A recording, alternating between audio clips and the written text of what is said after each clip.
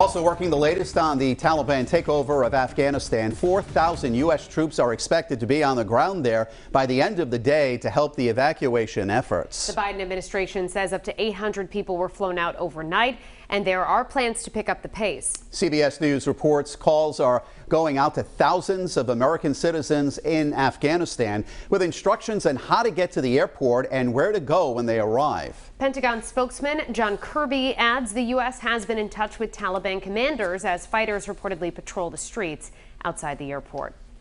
In a statement today, former President Donald Trump said what took place yesterday in Afghanistan made our withdrawal from Vietnam look like child's play. Perhaps in world history, there has never been a withdrawal operation that has been handled so disastrously. A president has been illegitimately elected, has brought great shame in many ways to our country.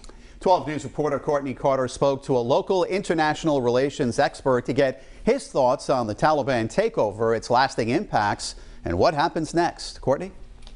I spoke to the chair of the Politics and International Relations Department at Roger Williams University today to find out what the ripple effect of the takeover could be for people, or could mean for people internationally and here back at home.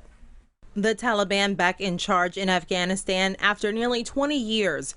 Joseph Roberts, chair of the Politics and International Relations Department at Roger Williams University, says most people don't understand how the situation unfolded so quickly.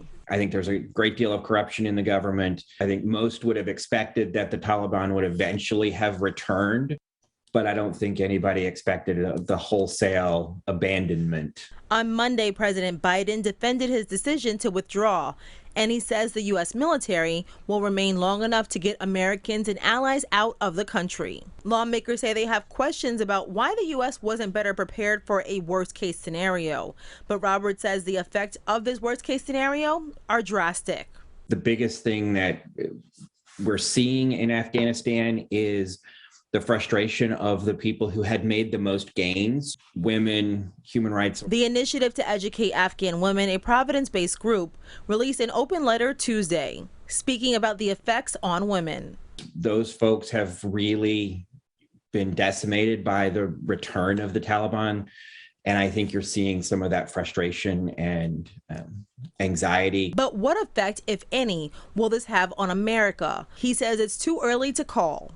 At a certain level, some are going to question our commitment to our allies. A spokesperson for the Taliban Tuesday said they would honor women's rights within, quote, the norms of Islamic law. I'm Courtney Carter, 12 News.